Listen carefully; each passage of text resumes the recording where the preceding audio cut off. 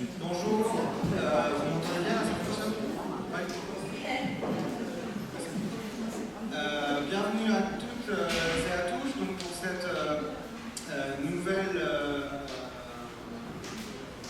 édition de la réforme consacrée aujourd'hui à la mobilisation spécifiquement dans les universités et plus largement dans l'enseignement supérieur et la recherche. Donc on a le plaisir d'avoir 5 interventions qui vont venir un peu mettre en lumière les enjeux à la fois de la réforme des retraites qui n'est pas encore adoptée, contre laquelle il faut encore se mobiliser en dépit de l'annonce du 49.3, mais aussi d'un projet qui vise en particulier l'enseignement supérieur et la recherche, plus souvent appelé LPPR, loi de programmation pluriannuelle pour la recherche. Pour laisser la place au débat, je vais passer tout de suite la parole à la première intervention. Donc on va faire, comme dans les précédentes éditions, toutes les interventions vont se succéder. Je veillerai à ce qu'elles ne soient pas trop longues pour qu'on garde un temps de discussion en fin de session qui devra nous terminer vers 13h. Donc pour commencer, je remercie tous les intervenants et intervenantes d'avoir accepté de venir. Et donc on va commencer par écouter Lucas, qui est doctorant ici à Dauphine, et qui va nous parler justement des enjeux en particulier de la LPPR. Merci. Alors, la LPPR s'appuie sur des rapports commandés par la ministre qui décrivent l'état de la recherche en France et qui proposent plusieurs solutions pour faire face à un constat jugé alarmant. Donc, avant de parler de la LPPR proprement dite, je vais d'abord donner quelques éléments sur l'état actuel des universités et des laboratoires de recherche en France. Et une partie de ces éléments provient directement des rapports de la LPPR et d'autres documents du ministère ou de d'autres sources. Donc, comme vous pouvez le voir sur le graphique qui est projeté là, entre 2012 et 2018, il y a une augmentation de 14% du nombre d'étudiants en France. Et sur la même période, il n'y a pas d'augmentation du nombre d'enseignants-chercheurs, puisque, là je cite le rapport, le recrutement des maîtres de conférences a diminué de 36% entre 2012 et 2018, et ceux des professeurs ont diminué de 40%. On est sur 1100 pour les maîtres de conférences et 600 pour les professeurs. Donc, il n'y a pas d'augmentation du nombre d'enseignants-chercheurs, il y a une stabilisation, il y a à peu près plus 1% entre 2012 et 2018. Et à cause de la pyramide des âges, il n'y a pas de baisse du nombre d'enseignants-chercheurs malgré le fait qu'il n'y ait plus de recrutement, enfin d'enseignants-chercheurs titulaires. On a une stabilisation. Mais le nombre d'étudiants augmente massivement, et donc le premier problème est assez simple à comprendre. Il y a de plus en plus d'étudiants, il y a autant d'enseignants, et à pédagogie équivalente, il n'est pas possible d'assurer autant d'heures de cours. Donc, pour faire face à ça, les universités ont recours à des heures complémentaires, des enseignants non-chercheurs et des vacations. Ça, c'est pas soutenable sur le long terme parce que les heures complémentaires ont des limites, la précarisation des enseignants aussi, et je ne développe pas ça parce que ça sera fait par une intervention plus tard. Ces dernières années, le budget d'enseignement supérieur a augmenté, mais pas suffisamment, et surtout par proportion du nombre d'étudiants. On est passé de 13 270 € par étudiant en moyenne en 2012 à 12 780 € en 2016. Et ça, c'était avant le pic démographique du début des années 2000 et qui se poursuit. Et tout ce que je dis là, c'est avant le pic de 2003 à 2006-2007, je crois, qui va donc aggraver encore cette situation. Ça, c'est pour l'enseignement supérieur. En parallèle, on a un décrochage du financement de la recherche. En proportion de la richesse produite dans le pays, les montants consacrés à la recherche baissent. En raison du glissement vieillesse-technicité, c'est-à-dire qu'en fait, on paye plus les personnels qui sont plus âgés ou qui sont plus qualifiés, et bien, en proportion, il y a moins de moyens consacrés au financement et à l'investissement et plus consacrés à la masse salariale. Et malgré ça, il y a encore une érosion de l'emploi scientifique. Donc, c'est un terme du rapport, dans les établissements publics à caractère scientifique et technologique, c'est-à-dire le CNRS, l'INRAE, l'INRIA par exemple, il y a 3000 équivalents temps plein travaillés qui ont disparu entre 2012 et 2017. C'est surtout pour les personnels administratifs et techniques, mais ça augmente la charge de travail des autres et aussi des chercheurs et des chercheuses qui doivent faire des tâches administratives qu'ils ne devaient pas faire avant. Enfin, il y a des nombreuses universités qui ont des graves problèmes de financement. En 2017, il y avait plusieurs universités au bord de la faillite. Et plus récemment, il y a des départements comme par exemple le département d'informatique de Paris 8 qui a annoncé, ou en tout cas les membres du département ont annoncé ne pas ouvrir de L1 l'année prochaine parce qu'il n'y avait pas de moyens. Donc tout ce constat est alarmant et les rapports proposent des solutions et le premier rapport est dédié au financement de la recherche. En France, la recherche est financée de deux manières. Il y a d'une part les crédits récurrents que l'État fournit aux universités et aux organismes de recherche. Il se fournit après tous les ans autant, et ça inclut de quoi payer les salaires des personnels permanents, par exemple ceux des enseignants-chercheurs, de certains personnels administratifs, des ingénieurs. Mais ça inclut pas forcément assez de moyens pour faire de la recherche. Par exemple, le matériel, le quoi financer les enquêtes, les déplacements, le financement d'autres personnels, y compris d'autres enseignants-chercheurs, par exemple des post-doctorants, des ingénieurs ou des doctorants. Et donc pour ça, pour compléter, il y a un deuxième mode de financement, c'est les appels à projets. Donc dans l'idée, ça ressemble à peu près aux appels d'offres. On a une agence de financement qui dit qu'elle va financer un certain nombre de projets sur un certain nombre d'années, par exemple 3 ou 4 ans. Et ensuite, les chercheurs remplissent des dossiers et un financement leur est accordé ou pas. Par exemple, à l'ANR, qui est l'Agence nationale de la recherche, la principale agence qui fournit ces financements par projet en France, il y a 16% des dossiers qui sont financés.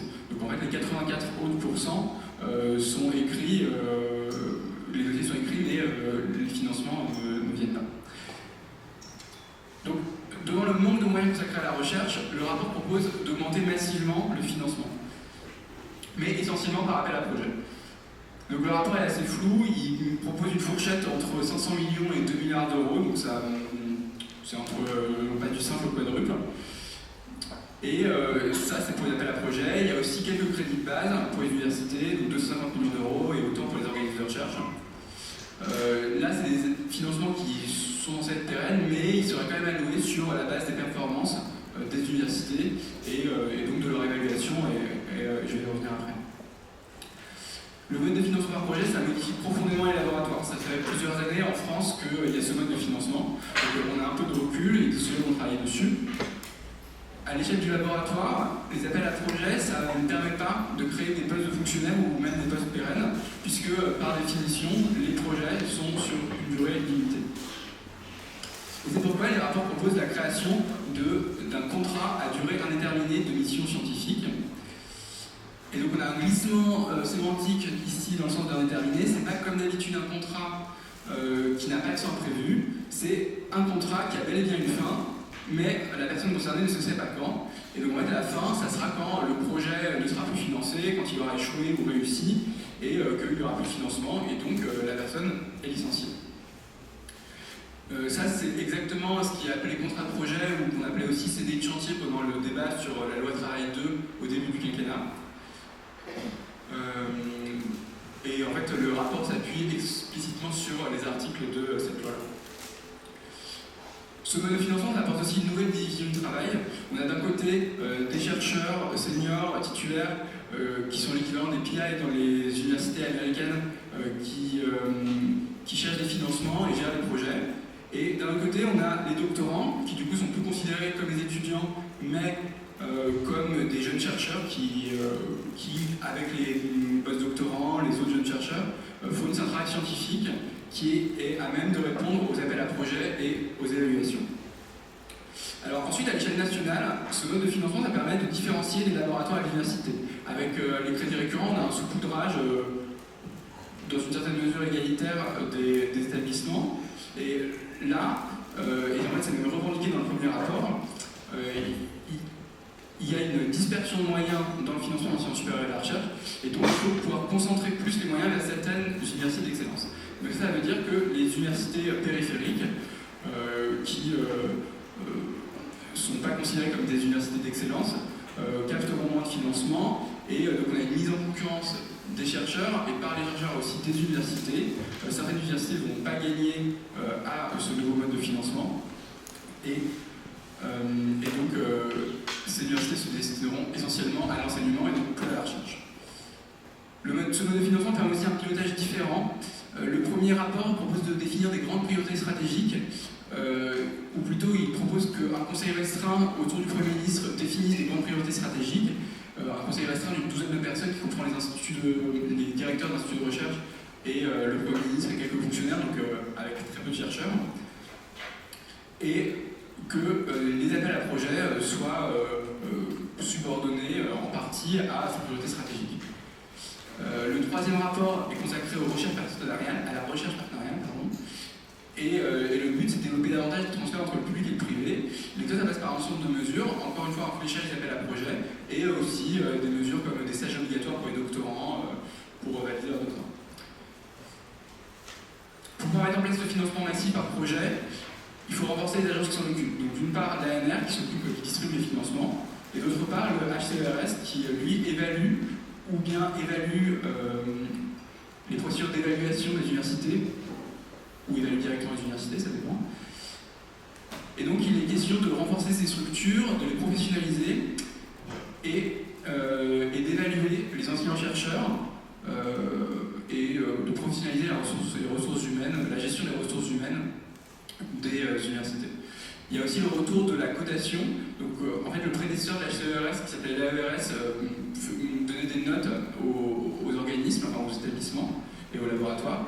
Et comme c'était pas très consensuel, disons, l'HCERS, quand elle a été instituée, a repris la suite de l'AERS, a supprimé cette note. Et là, en fait, dans le rapport, on a un retour de cette note via une cotation qui sera en fait un ensemble de notes pour évaluer plus efficacement les laboratoires.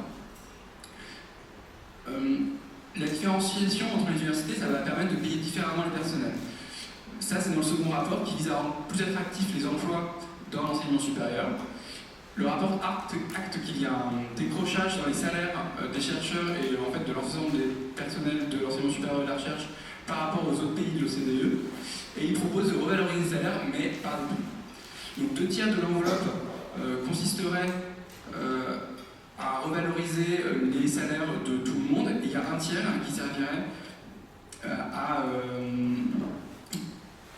un tiers qui serait fait à titre d'intéressement en raison de la performance des universités et des laboratoires dans lesquels sont les personnes. Il est aussi question de déplafonner les primes pour certains chercheurs et chercheuses de grande renommée internationale. La revalorisation des salaires est urgente parce qu'à cause de du projet de réforme des retraites, et étant donné le nouveau mode de calcul des retraites, les personnes qui travaillent dans l'enseignement supérieur et la recherche devraient perdre beaucoup lors de la retraite. Donc il faut augmenter les primes pour que les niveaux des pensions suivent. Et en fait, d'après les fuites du projet de loi, les revalorisations de salaire sont essentiellement financées sur l'économie que l'État fait sur les cotisations. Donc finalement, il n'y a pas plus d'argent qui est disponible pour payer des salaires actuels et des retraites, simplement c'est réparti différemment. Enfin, le rapport sur l'emploi propose un autre dispositif de tenure track. Il s'agit de postes pour les jeunes chercheurs similaires à ce qui se fait à l'étranger.